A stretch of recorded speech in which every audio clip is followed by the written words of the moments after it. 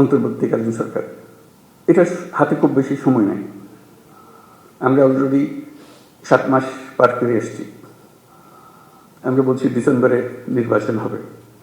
কাজে এর মধ্যে যা আমরা করতে চাই, যা আমাদের সামর্থ্য আছে এগুলো করে ফেলা। কাজে কী কী সংস্কার আমরা সংস্কারের উপর দিচ্ছি, তোমরাও সংস্কারের কথা বলছো, যে আমাদের যত সংস্কার করার দরকার আছে আমি করে ফেলি। কারোর জন্য অপেক্ষা করে আমাদের কোনো ফায়দা হবে না, কাজটা করতে হবে এবং সেটা আমাদের প্রতিষ্ঠিত করতে হবে যে আমরা সেই অংশটা করব। এটা আশ্বাস দিলাম তোমাদেরকে। তোমরা আমাদেরকে বলো যে আমরা আমাদের পার্টটা আমরা করবো। আমরা এই নতুন বাংলাদেশের নতুন সৈনিক পুলিশ বাহিনী হব। এটা হলেই আমরা ওই ক্ষেত্রটা প্রস্তুত করলাম। এই ক্ষেত্র প্রস্তুত করলেই আমরা থাকি আর না থাকি এটা দেশ থেকে যাবে, এটা চলবে।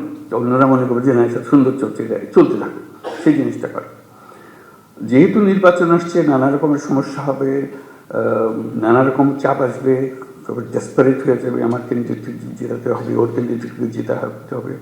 তুমি এখন আইন মানতে চাইলে তোমার উপরে খেপাখেপি করবে যে না কিসের আইন, তুমি আমার আইন দেখাও, এসব হবে। আমাদের সেখানে শক্ত থাকতে হবে, আইনের ভেতরে থাকতে হবে, যাতে করে যে সরকার নির্বাচিত হয়ে আসবে সে সরকার আইনের সরকার যেন হয়। আইনের মারফতে যে এসছে, যে আইন ভেঙে এসছে, সে সরকার কোনোদিন আইন রাখতে পারবে না, কারণ সে ভাঙারই অভ্যাসটা। কাজে এই যে সুযোগের কথাটা বললাম, এই জন্য বললাম এই সুযোগটা হলো এমন যে আমরা যাতে ভবিষ্যতের সরকারটাও যেন আইন মানা সরকার হয়, এটার জন্য আমরা নিশ্চিত করতে পারি।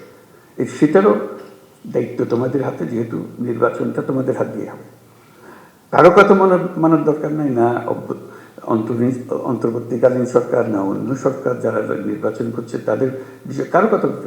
আইন যা বলে তুমি আইনের ভেতরে থাকো, তাহলে পরবর্তী সরকার আইন মানার সরকার হবে।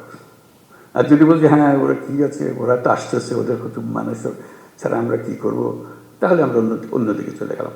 যেই হোক সে ছাত্রদের দল হোক, সে পুরানা দল হোক, নতুন দল হোক, কিছু হয় না, বলে আমরা আইনের ভেতরে আছি। আইন আমাদের যা নির্দেশ দেবে সে নির্দেশ, আপনার আইন পাল্টান, আমরা সে নতুন আইন সেভাবে করবো। কাজে ওই জিনিসটা যেন শক্ত থাকে, যে আইনের ভেতরে থাকবো, যাতে ভবিষ্যৎ আমাদের আবার এই পুরনো জগতে ফিরে যেতে না। আমাদের শুধু ভয় হলো আবার অন্ধকারে যেন হারিয়ে না যায়। এক মহা অন্ধকার থেকে আমরা পার হয়ে এসেছি, আমাদের কপাল ভালো, ছাত্ররা আমাদেরকে সেটার থেকে মুক্তি দিয়েছে। আমরা যেন আবার এই গর্তের মধ্যে ঢুকে না পারি, তাহলে আমাদের আর রক্ষা নেই, আমাদেরকে কেউ আর উদ্ধার করতে পারত না।